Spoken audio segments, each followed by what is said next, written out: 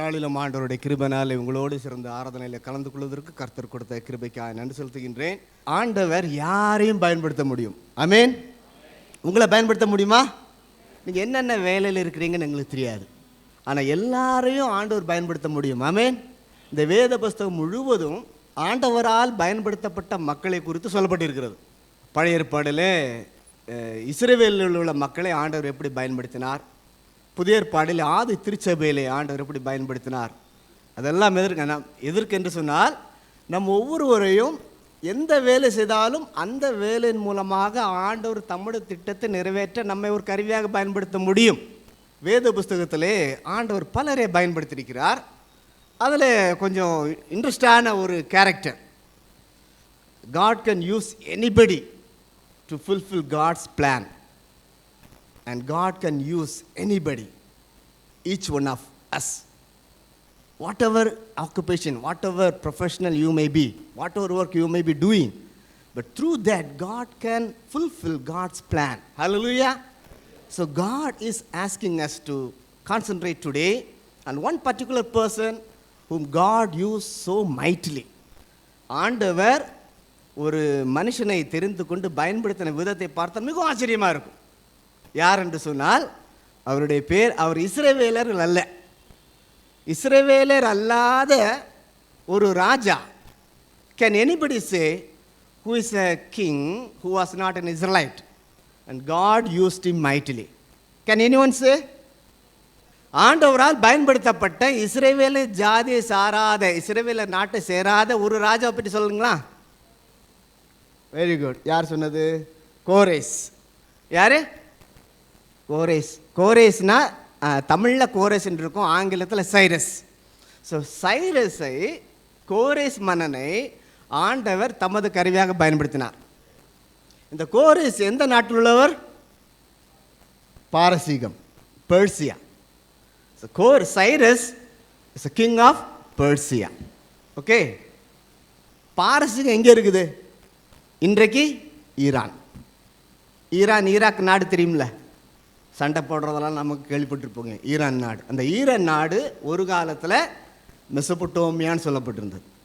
மெசபொட்டோமியா அடிக்கடி சொல்லியிருக்கிறேன், 2 ஆறு, யூப்ரட்டிஸ் டைக்ரிஸ் ஆறுக்கு இடையில இருக்கக்கூடிய நிலப்பகுதிகளுக்கு பேர் தான் Mesopotamia. So Mesopotamia means the land between 2 rivers, Euphrates and Tigris.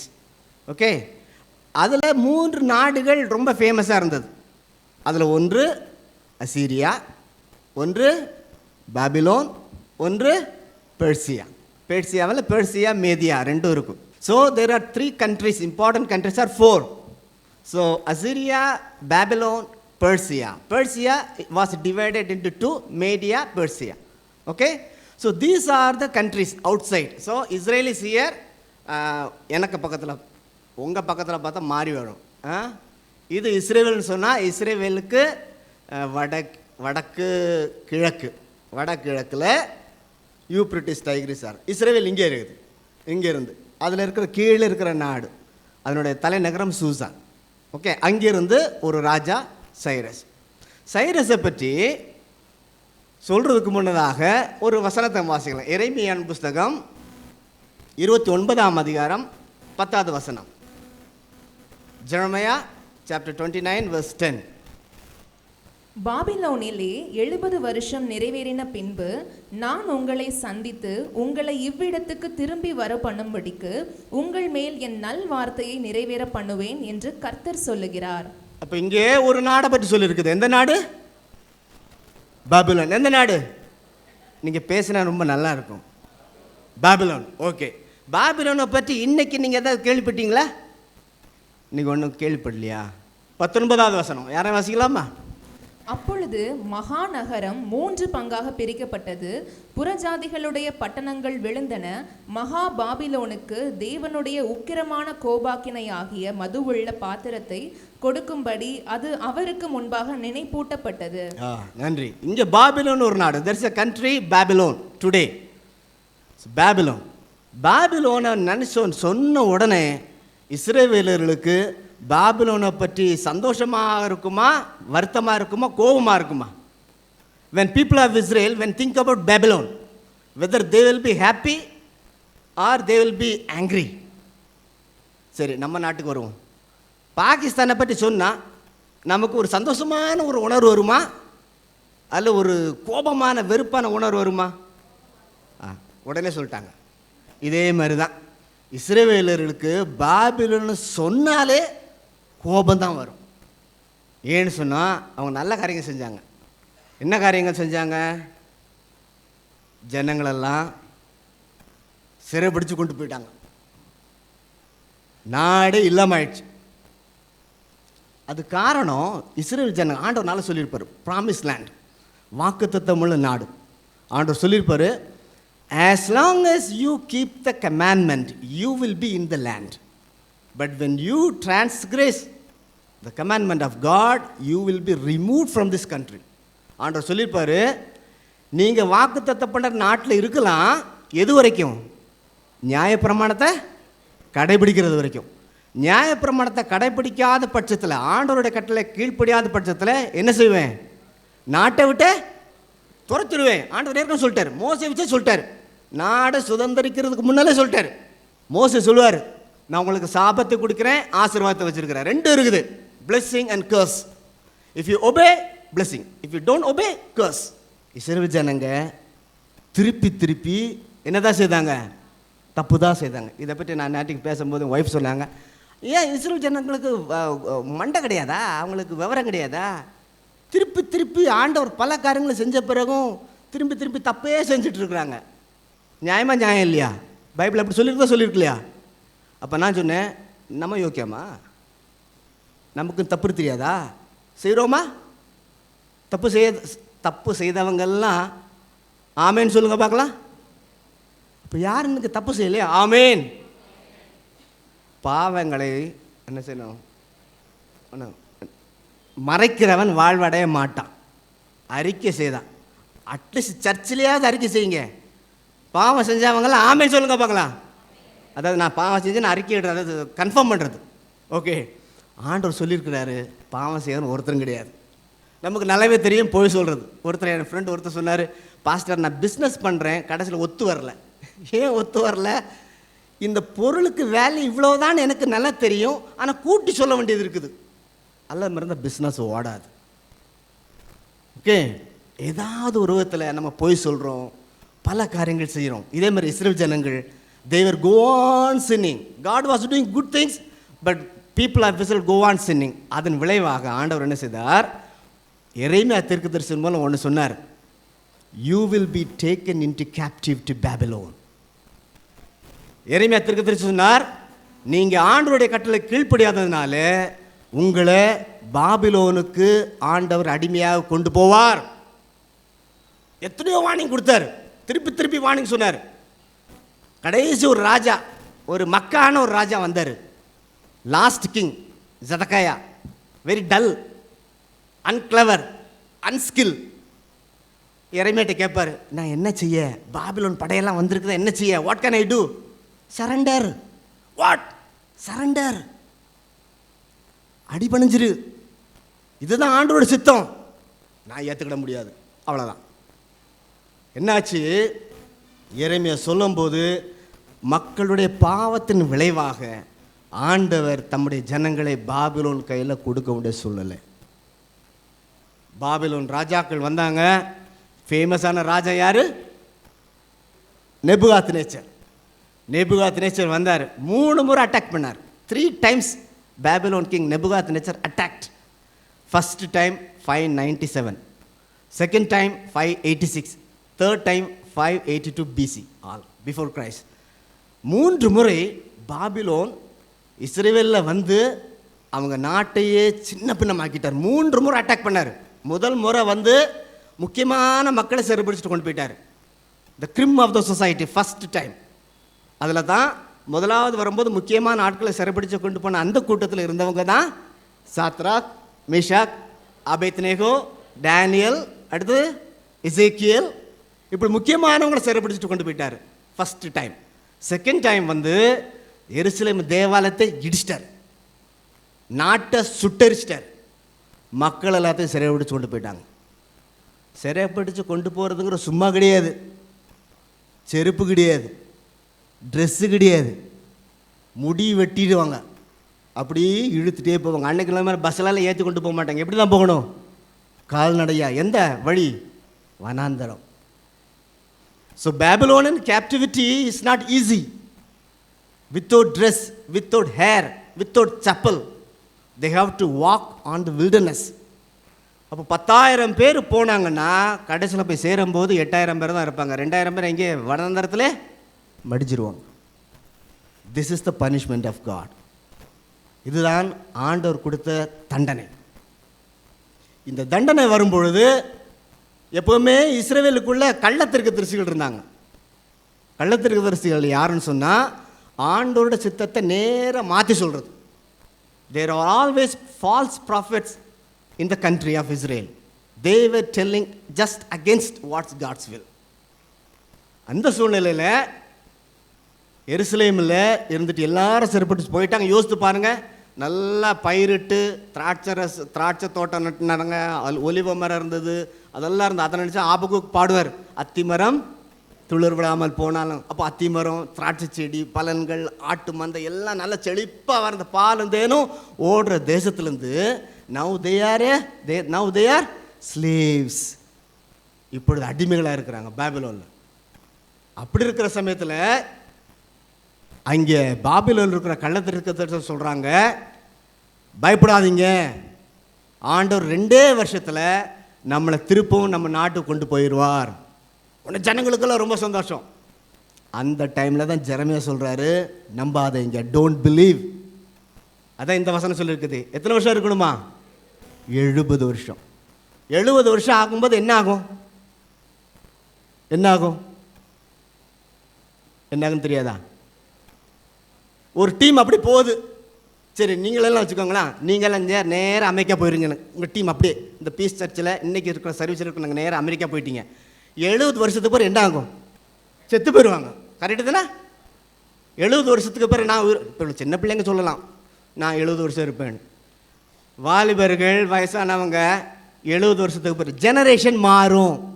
நமக்கு நல்லாவே தெரியும். ஏன் ஆண்டவர் இஸ்ரவேல் ஜனங்களை 40 வருஷம் சுத்த விட்டார் வனாந்திரத்தில்? Why God made people of Israel to wander 40 years in the desert? ஏன்? நீங்கள் நல்லா பதில் சொல்லுவீங்களே. நேற்று கொஞ்சம் நிறைய பேர் நல்லா பதில் சொன்னாங்க. நீங்கள் பதில் சொல்ல மாட்டீங்களா? தூங்க ஆரம்பிச்சிட்டிங்களா? என்ன ரெண்டா தெரியுதா உங்களுக்கு? So people of Israel, they were wandering.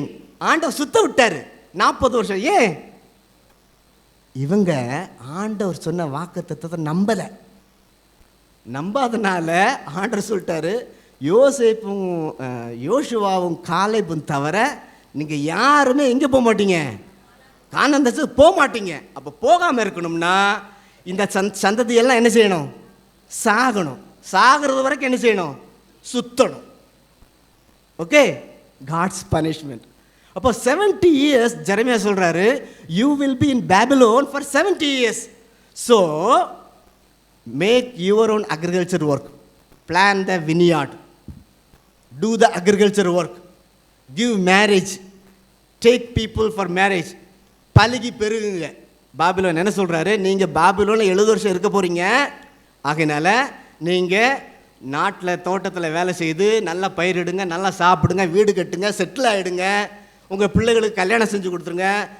அடுத்த நாட்டுக்கு இல்லை, உங்களுக்குள்ள நீங்கள் என்ன சொல்கிற, குறுகி போகாமல் பெருகணும்னு சொல்லியிருப்பார். 70 இயர்ஸ்க்கு பிறகு தான் என்ன செய்வீங்க? இங்கே வருவீங்க. இப்படி சொல்லியிருக்கிறார். சொல்லும் பொழுது அது அப்படியே நடந்தது. இன்டர்நேஷ்னல் சேஞ்சஸ் ஆகிடுது.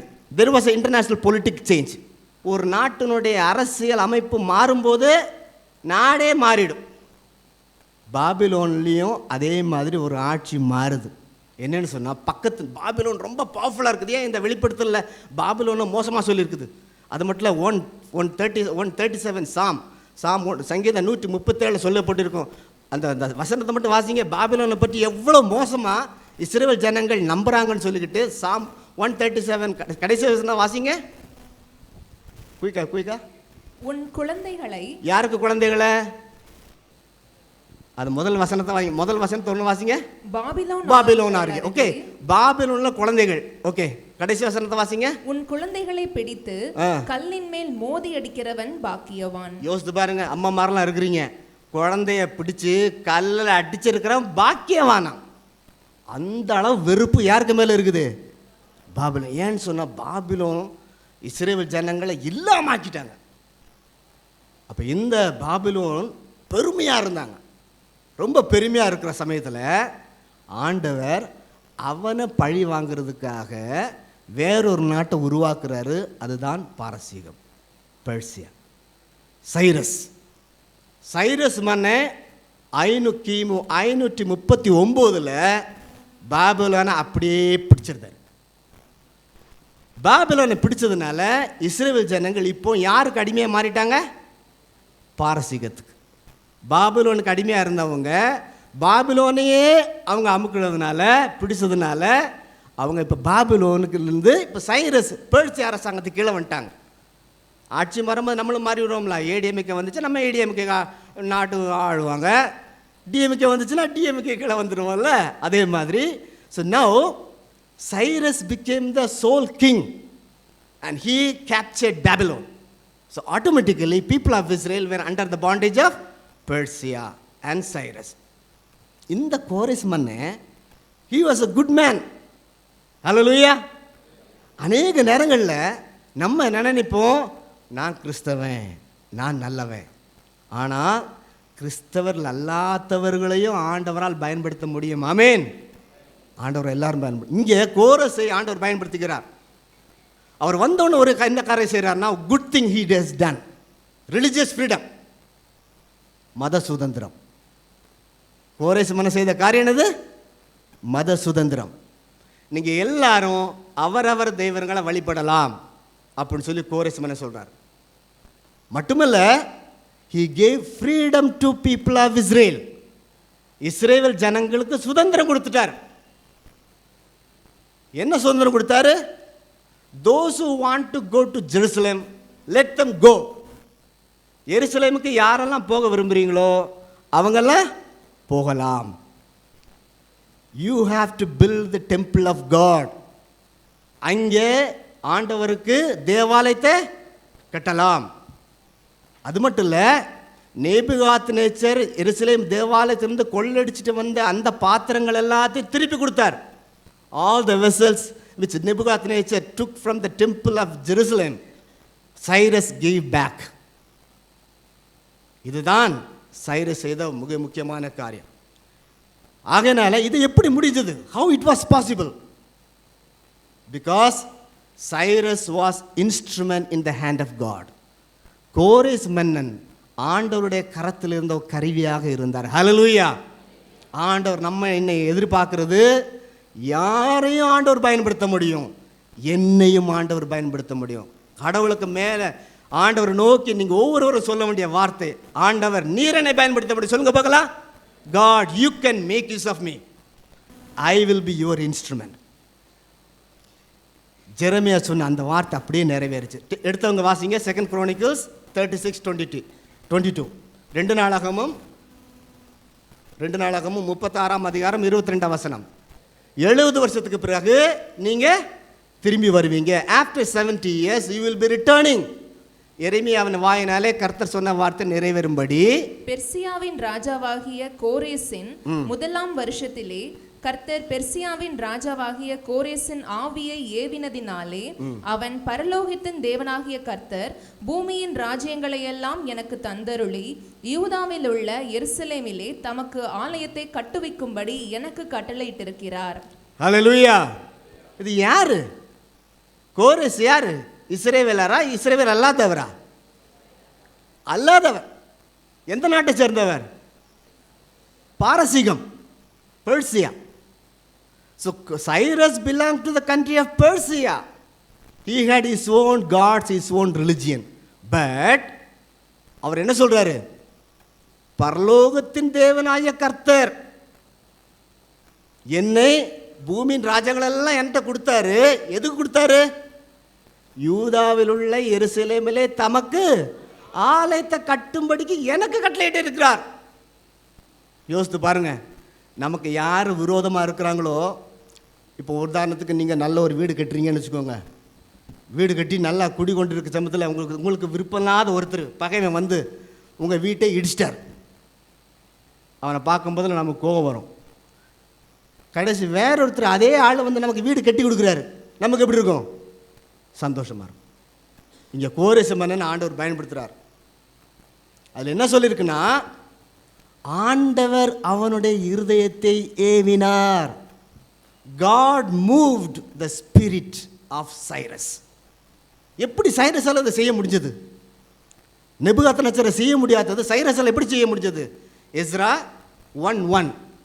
எஸ்ராவின் புஸ்தகம் 1ஆம் அதிகாரம் 1ஆம் வசனம். எரேமியாவின் வாயினாலே கர்த்தர் சொன்ன வார்த்தை நிறைவேறும்படி பெர்சியாவின் ராஜாவாகிய கோரேசுடைய 1ஆம் வருஷத்திலே கர்த்தர் பெர்சியாவின் ராஜாவாகிய கோரேசின் ஆவியை ஏவினதினாலே.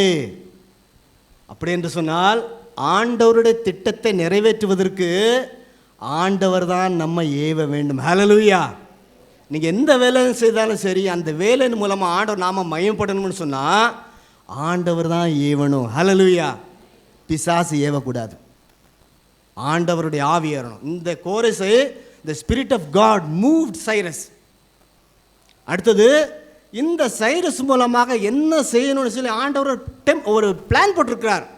எஸ்ரா 1 2வது வசனம். எஸ்ரா 1. பரலோகத்தின் தேவனாகிய கர்த்தர் பூமியின் ராஜ்யங்களை எல்லாம் எனக்கு தந்தருளி யூதாவில் உள்ள எருசலேமிலே தமக்கு ஆலயத்தை கட்டும்படி எனக்கு கட்டளையிட்டிருக்கிறார். அப்ப அதே வசனம் அங்கே வந்து 4ஆம் புத்தகத்தில் சொல்லப்பட்டிருக்கிற அதே வசனத்தை எஸ்ராவும் சொல்லியிருக்குது. So God has a plan. What is the plan of God? To build the temple of God. ஆண்டவருக்கு திட்டம் இருந்தது. என்ன திட்டம்? தேவாலயத்தை கட்டணும். அதுக்கு அந்த திட்டத்தை நிறைவேற்றுவதற்கு ஆண்டவர் சைரஸை பயன்படுத்தினார். What Cyrus did? சைரஸ் என்ன செய்தார்? ஆண்டவர் திட்டத்தை நிறைவேற்றலையா? 2 Chronicles 36:23. 2 நாளாகமும் 36:23. அவருடைய ஜனங்கள் எல்லாரிலும் எவன் உங்களுக்குள் இருக்கிறானோ அவன் போகட்டும், அவனுடைய தேவனாகிய கர்த்தர் அவனோடு இருப்பாராக என்று பெர்சியாவின் ராஜாவாகிய கோரேஸ் அறிவிக்கிறார் என்று தன் ராஜ்யம் எங்கும் எழுதி அனுப்பி விளம்பரம் பண்ணினான். See, a non-Israelite, non-Jew, when God said, I have a plan for you, you do that, immediately he obeyed. He made a edict through all his country, said whoever wanted to go back to Jerusalem, let them go and build the temple, because this is the plan God gave me. Fulfill that. அவனுடைய ஜனங்கள் எல்லாரும் எவன் உங்களுக்குள் இருக்கிறானோ அவன் போகட்டும், அவனுடைய தேவனாய கர்த்தர் அவனோடு இருப்பார். He was blessing. இஸ்ரவேலில் அல்லாத ஒருவர் இஸ்ரவேல் ஜனங்களை ஆசீர்வதிக்கிறார். எதுக்கு ஆசீர்வதிக்கிறார்? நீங்க போய் ஆலயத்தை கட்டுங்க. அந்த கான்ட்ராஸ்ட்டை பார்த்தீங்களா? கடவுளால் தெரிந்து கொள்ளப்பட்ட இஸ்ரவேல் ஜனங்கள் ஆண்டவருடைய கட்டளைக்கு கீழ்ப்படியல. வேற ஒரு மனுஷன் ஆண்டவர் சொன்ன கட்டளைக்கு கீழ்ப்படுகிறார். இதே மாதிரிப்பட்ட சம்பவம் யோனா புஸ்தகத்தில் வரும். யோனாட்ட ஆண்டவர் என்ன சொன்னார்? நீனிவேக்கு போ. அவர் எங்கே போயிட்டார்? தரிசிச்சு. இதுலேருந்து என்ன தெரியுதுன்னா, ஆண்டவருக்கு பிள்ளைங்க மட்டும்தான் கீழ்ப்படியவே செய்யாது. யாருக்கு? ஆண்டவருக்கு. எல்லாருக்கும் தெரியும்ல, நமக்கு கீழ்ப்படியாதவங்க யாரு? நம்ம பெத்த பிள்ளைங்க. கரெக்டு தானே? மற்றவங்கெல்லாம் நான் வாத்தியாராக இருக்கலாம், எல்லாரும் கீழ்ப்படிவாங்க. யாரை தவிர? டீச்சர்ஸ் இருப்பீங்க, டீச்சர்ஸ்க்கு நல்லா தெரியும். ஸ்டூடெண்ட்ஸுக்கிட்ட நல்லா ஸ்ட்ரிக்டாக இருப்பீங்க. யாரை தவிர? பிள்ளையை தவிர. இங்கே ஆண்டவருக்கு பிள்ளைங்க இஸ்ரவேல் ஜனங்கள் ஆண்டவர் கட்டளை கீழ்ப்படியல. கோரேஸ்மன் என்ன செய்கிறாரு? கீழ்ப்படுகிறார். அது மட்டும் இல்லை, அவங்க முன்னோர்கள் நெபுகாத்நேச்சர் கொள்ளையடிச்சிட்டு கொண்டு வந்த அத்தனை பாத்திரத்தை திருப்பி கொடுக்குறார். எஸ்ரா 1:7. எஸ்ரா புஸ்தகம் 1:7 வசனம். நேபுகாத்நேச்சார் எருசலேமிலிருந்து கொண்டு வந்து தன் தேவனுடைய கோவிலிலே வைத்திருந்த கர்த்தருடைய ஆலயத்து பணிமுட்டுகளையும் கோரேஸ் ராஜா எடுத்து கொடுத்தான். பாருங்க, அவன் சும்மா அனுப்பல, அவங்களுக்கு நிறைய வெகுமதிகள் கொடுத்து என்ன நேபுகாத்நேச்சர் கொள்ளையடிச்சது எல்லாத்தையும் திரும்பி என்ன செய்றாரு? He was returning all the golden vessels which Nebuchadnezzar took from the temple in Jerusalem. எல்லாத்தையும் திருப்பி கொடுக்குறார். அது மட்டும் இல்லை, நீங்கள் போய் ஆலயத்தை கட்டும்போது உங்களுக்கு பக்கத்தில் இருக்கிறவங்க உதவி செய்யணும்னு சொல்லிக்கிட்டு அதுக்கு ஒரு கட்டளை இடுறார். He also ordered the neighboring countries, please help people of Israel because they are building the temple of God. Help them.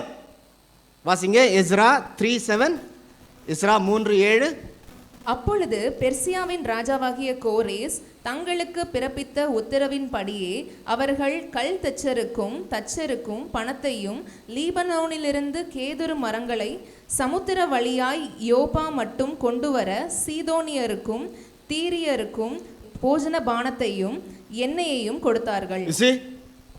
பக்கத்து நாட்டில் இருக்கிறவங்கெல்லாம் இந்த எருசலேம் தேவாலயத்தை கெட்டவங்களுக்கு உதவி செய்யுங்கன்னு சொல்லிக்கிட்டு அவ்வளோ காரியத்தை ஆர்டர் பண்ணுறாரு. So not only he gave, he ordered the neighboring countries help the people of Israel to build the temple. Hallelujah. அப்புறம் ஆண்டவர் எப்படி ஒரு மனுஷனை பயன்படுத்துகிறார்?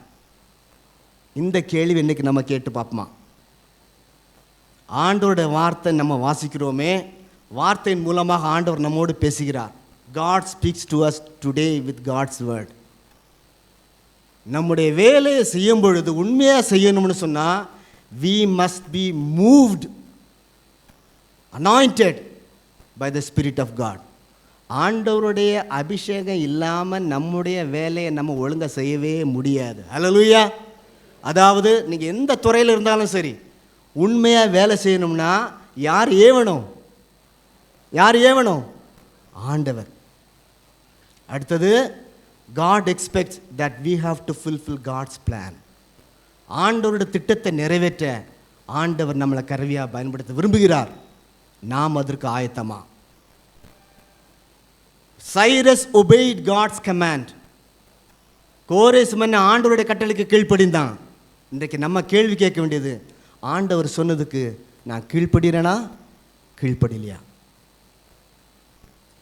நம்ம மற்றவங்களுக்கு ஆண்டவர் சொல்லுகின்ற கட்டளைக்கு மற்றவங்கள்ட்ட நம்ம ஷேர் பண்ணுறோமா?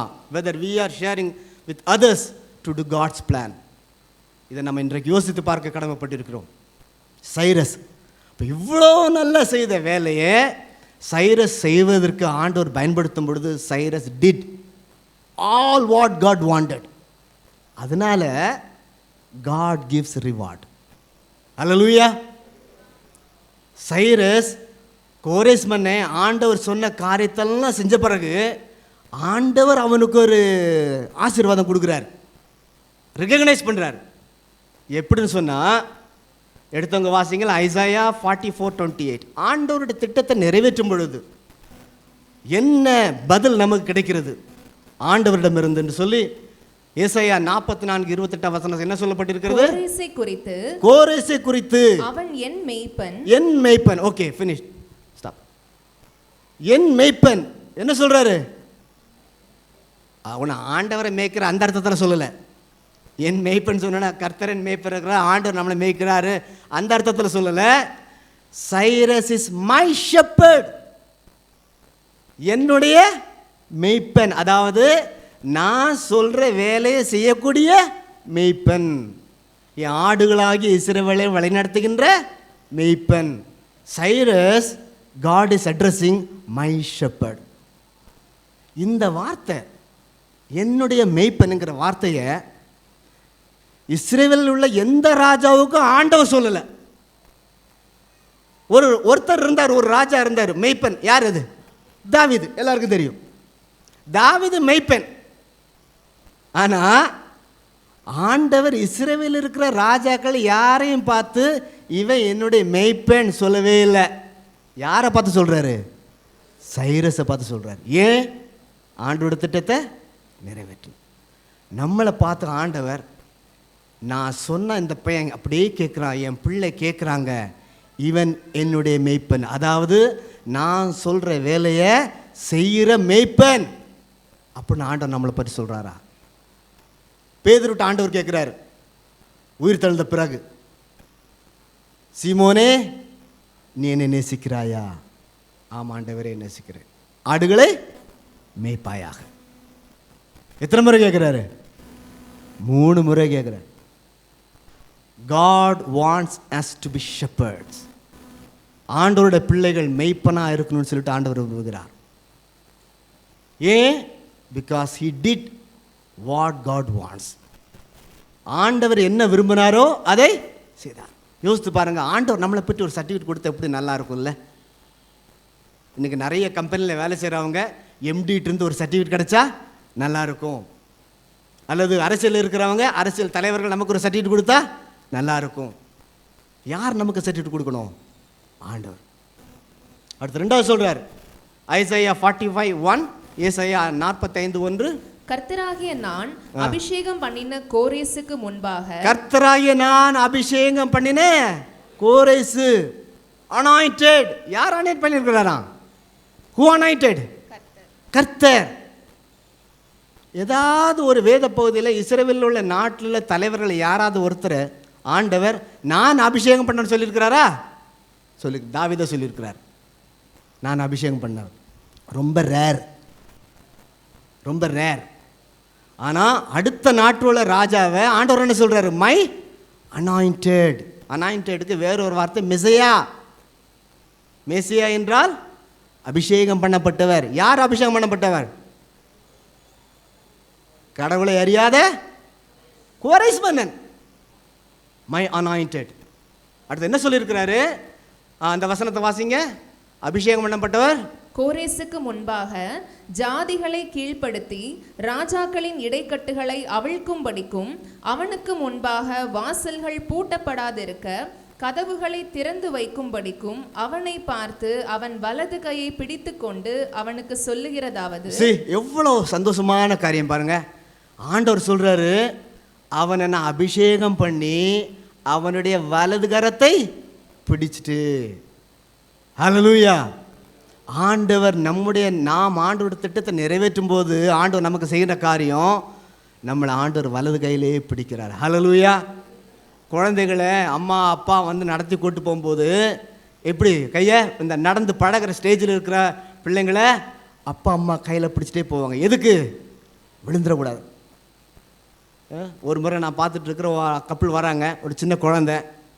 இந்த அம்மா அந்த புருஷன்ட்ட இந்த குழந்தை கொஞ்சம் நடக்க பழகுங்க, அவர் நடத்தி கொண்டு அம்மா சும்மா அம்மா வேலையெல்லாம் செஞ்சு முடிச்சுட்டு கொஞ்சம் போர் அடிச்சுட்டு அவரை வேலை வாங்குறாங்க. யாரை? புருஷனை. இந்த பையனை கொஞ்சம் நடத்தி கூட்டு போகிறதுக்கு.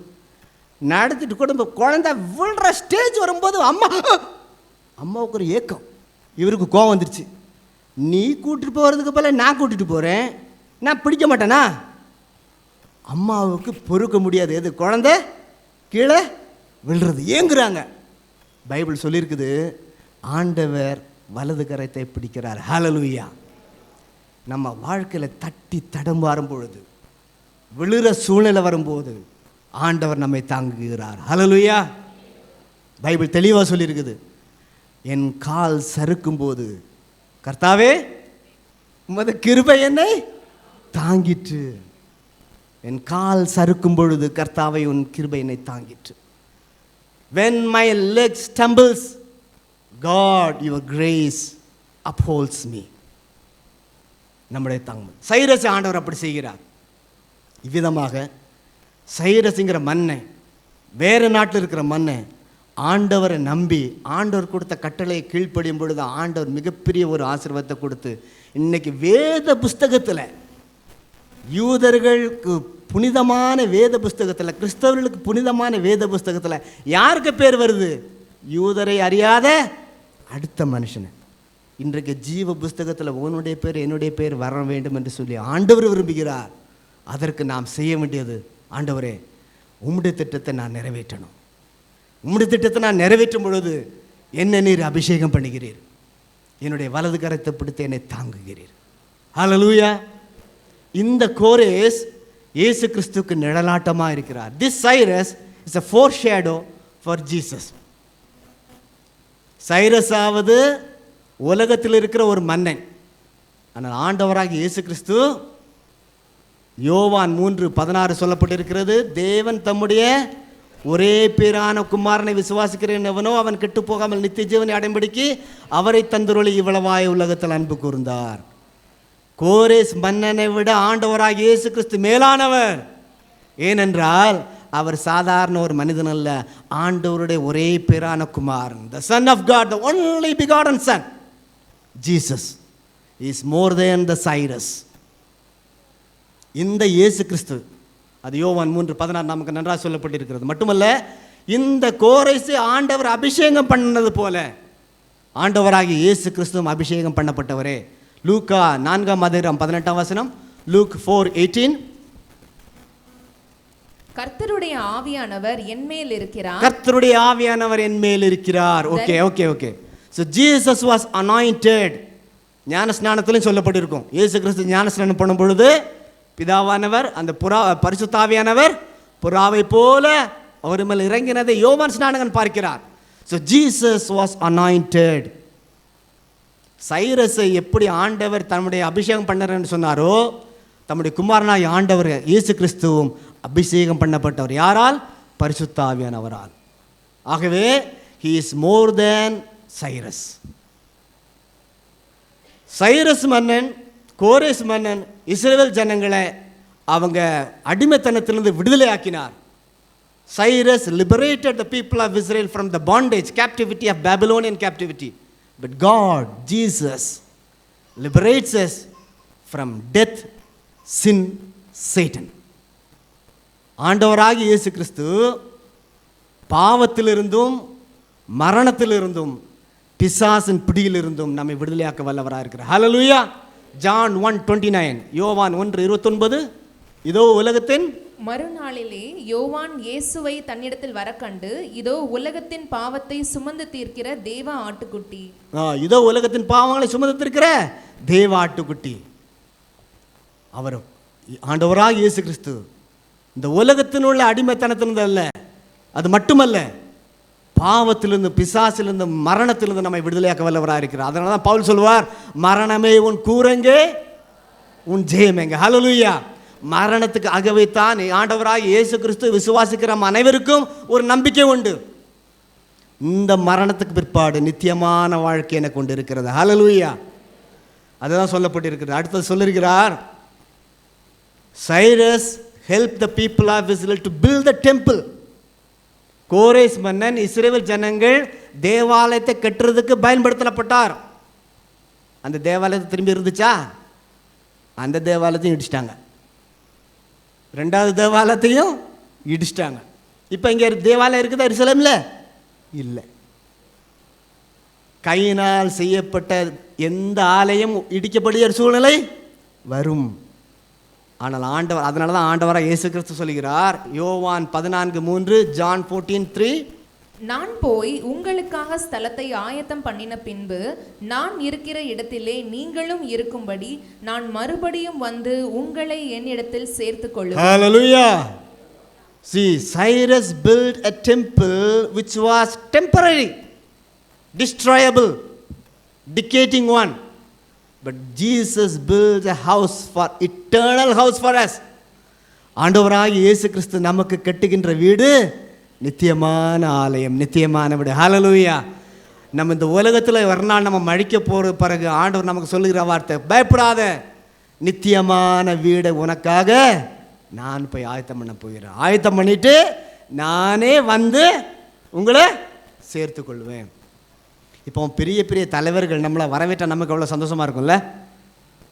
ஆண்டவருக்கு கிருபைனால நானும் வந்து ஜெர்மனிக்கு ஒருக்க போகும்போது ஒரு சின்ன கிராமத்துக்கு போகக்கூடிய சூழ்நிலை வந்துச்சு. நான் என்னை கேள்விப்பட்டு எனக்கு ஃப்ரெண்டு என்னை ரொம்ப ஆனர் பண்ண விரும்புகிறாராம். அங்குள்ள பொலிட்டிக்கல் அதிகாரிகிட்ட சொல்லி, மினிஸ்டர்கிட்ட சொல்லி, நீங்கள் வந்து ரயில்வே ஸ்டேஷனில் வந்து இந்த பாஸ்டரை வரவேறுங்க. யோசிச்சு பாருங்கள், நான் சாதாரண ஒரு மனுஷன் ஜெர்மனிக்கு போகும்போது அங்கே ரயில்வே ஸ்டேஷனில் ஒரு அரசியல்வாதி பெரிய பூசொண்டு வச்சுக்கிட்டு என்னையே வரவேற்கிறாரு. அங்கே நியூஸ் பேப்பர்காரங்கெல்லாம் வந்து ஃபோட்டோலாம் எடுத்து கேமராலாம் பிடிக்கிறாங்க.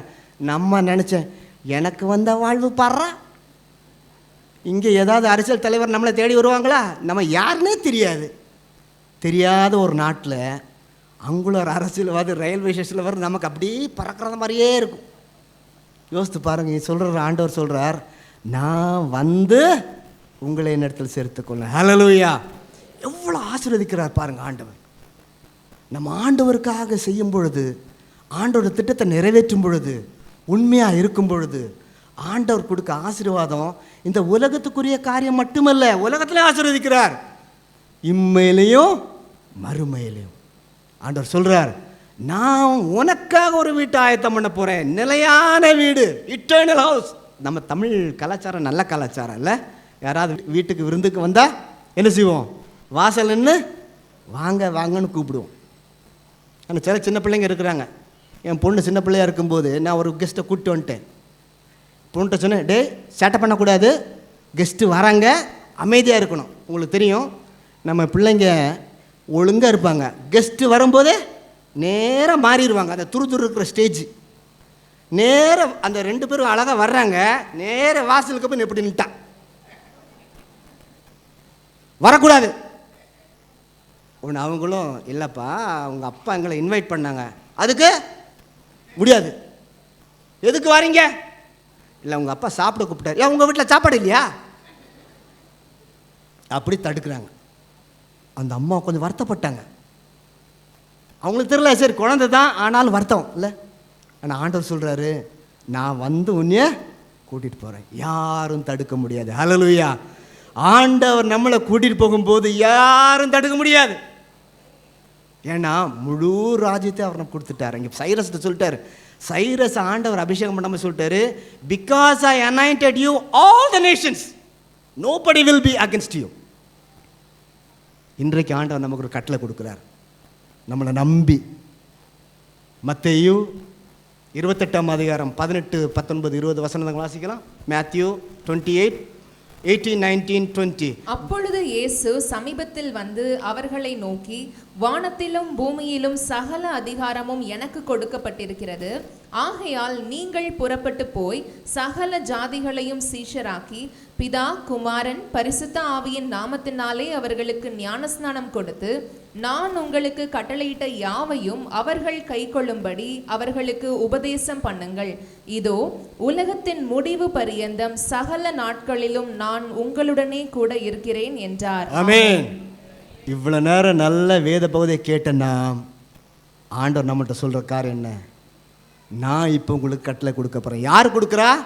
மரணத்தை ருசி பார்த்து மரணத்தை ஜெயித்த உயிருள்ள ஆண்டவர் சொல்றார், நீங்கள் புறப்பட்டு உலகமெங்கும் போங்க, சகல மக்களையும் சீசராக்குங்க, பிதா குமாரன் பரிசுத்தாவினாலே ஞானஸ்நானம் கொடுங்கள், இலவசமாய் பெற்றீர்கள் இலவசமாய் கொடுங்கள் சொல்லிக்கிட்டு கடைசியில் சொல்றாரு, உலகத்தின் முடிவு பரியந்தம் சகல நாட்களும். சகல நாட்கள்னா நல்ல நாளும் கெட்ட நாளும், துன்பம் வரும்போதும் இல்லாமல் இருக்கும்போதும், அழும்போதும், எல்லா சூழ்நிலையிலும் உங்களோடனே கூட இருக்கிறேன். இந்த உயிருள்ள ஆண்டவர் இன்றைக்கு நம்ம இடத்துல கொடுத்துருக்க கட்டளை இதுதான். ஆண்டவரோட வசனத்தை சொல்லணும். சொல்கிறோமா? நாட்டு சட்டங்கள் எப்படி மாறலாம், பட் நமக்குள்ள வேத சட்டம் தெளிவாக சொல்லியிருக்குது, go and preach the word of God. வாழ்ந்த கட்டளையிலே போதும். வேலை செலுக்கிற இடங்களில் ரொம்ப வருத்தமான காரியம், அநேக இடங்களில் கிறிஸ்தவர்கள் இருக்கிறாங்க, நான் கிறிஸ்டியன்ஸ் இருக்கிறாங்க. நான் கிறிஸ்டியன்ஸ் கிறிஸ்டியனோட ரொம்ப டெஸ்டிமனியாக இருக்கிறான். ஆண்டவராக ஜீவனுள்ள ஆண்டவராக இயேசு கிறிஸ்துவின் பேரை தரித்து கொண்டு இருக்கிற கிறிஸ்தவர்கள் சாட்சியாக இல்லை. லஞ்சம் வாங்குறதில்ல, ஆளை பார்த்து செய்கிறதில்ல, குறுக்கு வழியில் போகிறதில்ல. இன்றைக்கு நம்முடைய சாட்சி கெட்டு போயிருக்குது. ஆண்டவர் விரும்புகிறது அவருடைய சீஷராக இருக்கணும். ஹல்லேலூயா. எந்த வேலை செய்தாலும் சரி ஆண்டவருக்கு என்று செய்யும் பொழுது ஆண்டவர் நம்மை இந்த உலகத்தில் ஆசீர்வதிக்கல, மறுமையில் ஆசீர்வதிக்க. கடைசி சொல்கிறார் ஆண்டவர், நான் உன்னோடனே கூட இருக்கிறேன். when we do God's will, God is always with us. கண்களை மூடி ஜெபம் செய்வோமா? நல்ல ஆண்டவரே, இந்த வேத சத்தியத்திற்காக நாங்கள் உமக்கு நன்றி செலுத்துகின்றோம். உண்மை குறித்து அறியாத சைரஸ் மன்னன் எவ்வளவு அர்ப்பணிப்போடு உம்முடைய திட்டத்தை நிறைவேற்றினார். உம்முடைய திட்டத்தை நிறைவேற்ற வேண்டும் என்று நீர் விரும்புகின்றீர். நல்ல தகப்பனே, இந்த நாளிலும் இந்த வேத வசனத்தின் மூலமாக எங்களுடன் பேசினீரே, அதற்காக நாங்கள் உமக்கு நன்றி செலுத்துகின்றோம். எங்களுடைய வாழ்வில் நீர் கொடுத்திருக்கிற திட்டங்கள், எந்த வேலை எங்களுக்கு கொடுத்தாலும் அதன் மூலமாக உம்முடைய நாமத்தை மகிமைப்படுத்த வேண்டும், உம்முடைய திட்டத்தை நிறைவேற்றும் என்று நீர் விரும்புகிறீர். ஆண்டவரே, அதை நாங்கள் செய்யும் பொழுது நீர் எங்களுக்கு ரெகக்னைஸ் கொடுக்கிறீர். You are going to give us reward, not only in this earth but also in the eternal life. நல்ல ஆண்டவரே, இந்த உலகத்தில் மட்டுமல்ல, நித்தியத்திலும் எங்களுக்கு நீர் ரிவார்டு கொடுக்க வல்லவராயிருக்கிறீர். அதற்காக உமக்கு நன்றி. உம்முடைய சித்தத்தை நிறைவேற்ற எங்களுக்கு கிருபை தாரும். இயேசு கிறிஸ்துவின் மூலமாய் வேண்டுகிறோம் பிதாவே. ஆமென்.